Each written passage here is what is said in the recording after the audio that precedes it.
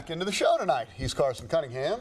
I am Brian Keating. Are you ready to crash the boards? Let's crash the boards. My favorite time of the week. Absolutely. Sunday night boards time. Let's talk about the Oklahoma City Thunder, who, we're actually, I know the All-Star break we talk about the middle of the season. We're actually into the second half of the season. They played 44 games. That's crazy. It is crazy. So why don't we kind of look back at the season that has kind of unfolded for Oklahoma City, where they are, maybe where they want to get to. So let's just start with, how do you sort of encapsulate everything that's happened in the first half of the year? Well, I have a number in mind, Brian. That number is 1, as in one-man wrecking crew, Russell Westbrook. Historic season. He's the reason they're in the playoff hunt. He's the reason they're a playoff team. But there's just no escaping, Brian, that they have a missing piece. Kevin Durant left them high and dry. All the free agents had signed elsewhere. He left them at the 11th hour. Not only did they not get a body to replace Kevin, they definitely didn't get a player in the same galaxy. Well, those guys don't exist. I mean, they're not. They don't. No matter what they do, they're not going to get that. No, they don't. They're not getting. But they didn't get anybody. Right. They didn't get a soul. No, you're right. And they've been trying to put the pieces together. This roster doesn't make any sense now without Kevin Durant. Certain players, who I'll get to a little later, but just missing piece. But Russell Westbrook has made up for that missing piece tenfold by having a historic season. So I think they're going to have to make a deal come deadline time, trade deadline time, even though that we're halfway through. Russell Westbrook has made them entertaining. He's made them a playoff team. And it's still sobering for Thunder fans to watch this team play. And to watch this team play the Warriors last week, you have very little chance to win that game. Kyle Singler D'ing up Kevin. Campaign was on Kevin Durant at some point.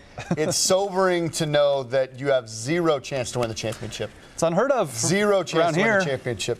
Where you were that close, where just enough things didn't go right.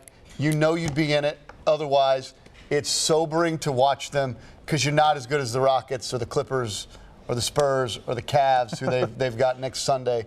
Certainly the Warriors. It's the sobering fact is they are just another team in the NBA. It's a new reality for Thunder fans because every year for the past 4 or 5 years, title or bust. It's a new reality for sure. It's bust.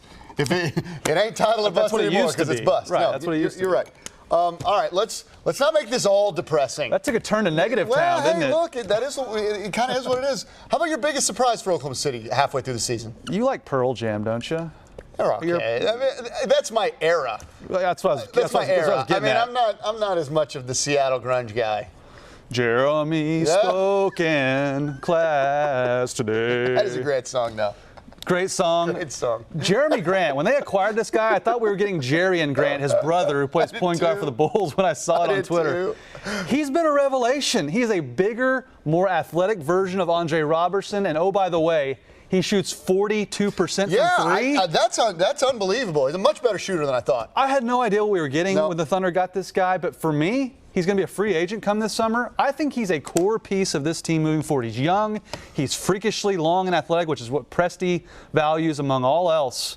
And for me, he's been a revelation so far. I want to see this guy get more playing time. And like I said, I think he's a core piece moving forward. I don't know if he's a core piece, but I like him a lot. He's been a really good addition and certainly gives them some versatility, size, and athleticism. I think they re-sign him. I think there's a good chance they re-sign him. But I mean, core, like Steven Adams is core. I don't know if Jeremy Grant is core. That's foundation. Okay, fair. All right. I guess same words. I guess. Biggest surprise, and maybe this isn't a surprise, the fact that Russell Westbrook is chasing Big O. And what I mean by that, Oscar Robertson had 41 triple-doubles 55 years ago. He averaged a triple-double 55 years ago. And the fact that Russell Westbrook into January is averaging a triple-double, it's still stunning when you just look at it. He was averaging 30 points a game, leading the league, 10.4 assists, second in the league. You know, he's 10th in the league in rebounding. Russell Westbrook's 10th in the league. Point guard is 10th. Wow. 10th in the league. Just the numbers themselves are remarkable. And Robertson played 44 minutes a game. Russell doesn't play near that, and he's still matching him game. He's probably going to pass him as far as triple doubles goes. All right, I got to do it. I got to get back into the sorrowful Thunder talk. Okay. What's biggest disappointment? Oh, it's easy for me. Okay. You probably aren't going to agree with me because you love this guy. Being a fellow Colorado Buffalo. That means I got to like Andre Robertson? I've got Andre angst. I mean, this guy was a revelation in the playoffs last year. I thought Billy Donovan did a great job utilizing what he was good at. but he makes no sense not playing alongside Kevin Durant. You're playing 4-on-5 with him on offense with Kevin. Now you're playing 3-on-5. And he's lost his confidence, Brian. 27% from 3. At one point in the season, he was shooting worse from free throw than he was I know, 3. that's remarkable because he's not any good at threes. It's in his head. He is completely bumfuzzled. Any word you want to say. They passed the ball against the Warriors.